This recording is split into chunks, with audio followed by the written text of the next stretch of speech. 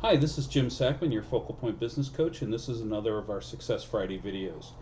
Again, we're talking about business in the internet age, which deals with changes in business as it's associated with the adoption of internet technology. And many large businesses have been through this already. Many smaller businesses are just beginning to run through the impacts of this and find out the changes they need to go through in business. Last week we talked about disintermediation, which is the elimination of middlemen and the direct targeting of end customers by manufacturers and the types of things that might happen to manufacturers, middle marketers, and then the end customers. So this week I want to talk about a different word, disaggregation.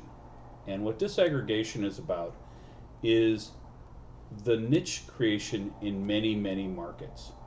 Because people are now direct marketing, what's happened is smaller groups can now be addressed directly through the internet.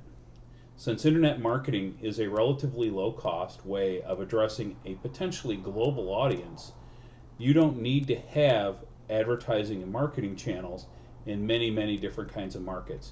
With one website targeted at a very specific niche, you can talk to many different customers on a global basis.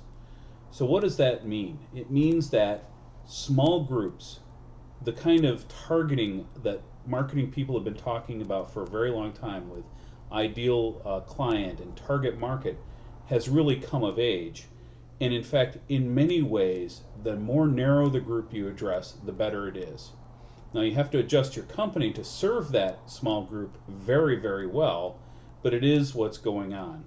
Now, one of the problems is this creates a challenge in addressing all those small groups beyond just the internet, and how you get found on the internet now becomes the problem. Now that you've got a site, they can find you. How will you ensure that they do find you? And that's a whole lot of the challenge with internet marketing and where we're going to head in the future.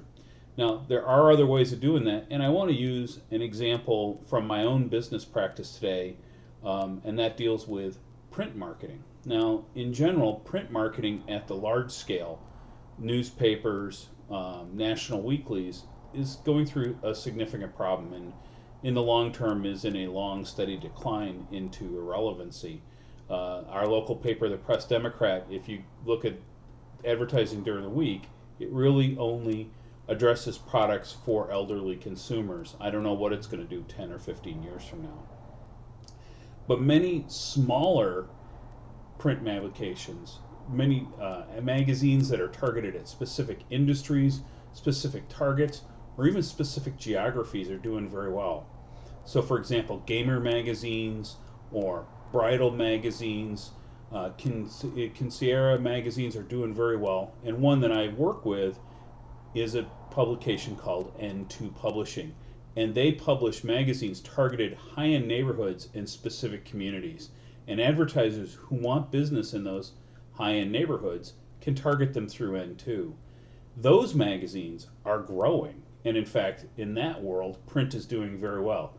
Why? Because it relates back to the disaggregation of market.